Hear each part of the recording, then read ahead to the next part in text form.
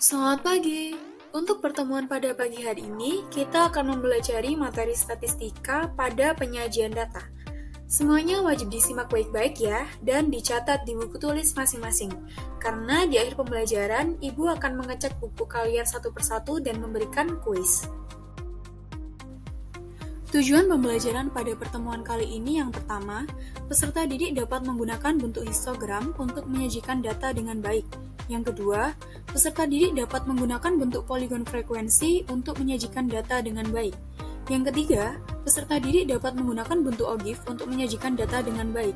Dan yang terakhir, peserta didik dapat memecahkan permasalahan yang berkaitan dengan data dalam bentuk histogram, poligon frekuensi, dan OGIF dengan benar. Apa manfaat kita mempelajari materi ini? Simak baik-baik. Manfaat dari mempelajari materi ini yang pertama adalah memudahkan kita dalam memahami dan melihat suatu kelompok data. Yang kedua, memudahkan kita dalam menganalisis naik turunnya perkembangan dari suatu data tersebut. Materi yang pertama yaitu histogram. Bagaimana cara kita menyajikan data dalam bentuk histogram? Langkah pertama, kita harus menyajikan data dalam bentuk tabel distribusi frekuensi seperti berikut. Langkah yang kedua, kita menentukan tepi bawah dengan cara batas bawah dikurangi 0,5 dan menentukan tepi atas dengan cara batas atas ditambah 0,5. Pada tabel di samping, baris pertama nilai yaitu 50-56. Untuk batas bawahnya adalah 50, maka 50 dikurangi 0,5 adalah 49,5. Kemudian batas atasnya adalah 56, maka 56 ditambah 0,5 adalah 56,5. Langkah yang ketiga, menggambar sumbu horizontal untuk menyatakan nilai atau interval kelas. Kemudian sumbu vertikal untuk frekuensi. Langkah yang keempat, kita mulai menyusun atau menggambar persegi panjang yang disesuaikan dengan interval kelas serta frekuensi seperti tabel sebelumnya.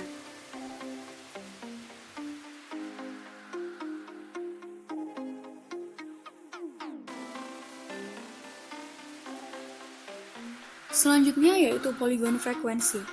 Bagaimana cara kita menyajikan data dalam bentuk poligon frekuensi? Untuk langkah pertama, kita harus menyajikan data dalam bentuk tabel distribusi frekuensi seperti berikut. Langkah 2, kita menentukan titik tengah masing-masing interval kelas. Seperti pada tabel, pada baris pertama kolom nilai, batas bawahnya adalah 50, batas atasnya adalah 56. Kita jumlahkan kemudian dibagi menjadi 2. Itu cara mencari titik tengah interval dari suatu kelas. Langkah 3, menggambar sumbu horizontal untuk nilai dan sumbu vertikal untuk frekuensi. Langkah keempat, kita menghubungkan titik-titik yang berdekatan, di mana titik tengah itu merupakan nilai bagian bawah di sumbu horizontal atau sebagai absis, dan frekuensi sebagai ordinat di sumbu yang vertikal.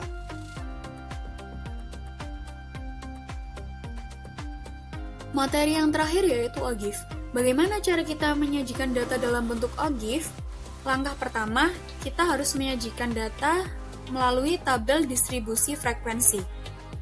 Langkah kedua, kita mencari frekuensi kumulatif. Di sini OGIF terdiri dari frekuensi kumulatif kurang dari dan lebih dari. Untuk frekuensi kumulatif kurang dari menggunakan batas atas, sedangkan frekuensi kumulatif lebih dari menggunakan batas bawah dari interval kelas. Langkah yang ketiga, kita harus menggambar sumbu horizontal untuk menyatakan nilai dan sumbu vertikal untuk menyatakan frekuensi. Langkah 4, kita bisa menyajikan data dalam bentuk grafik. Untuk lebih memahami materi, silakan kalian mengerjakan latihan soal, yaitu menyajikan data menjadi histogram, poligon, dan OGIF. Apabila kalian masih kurang memahami materinya, silakan bertanya.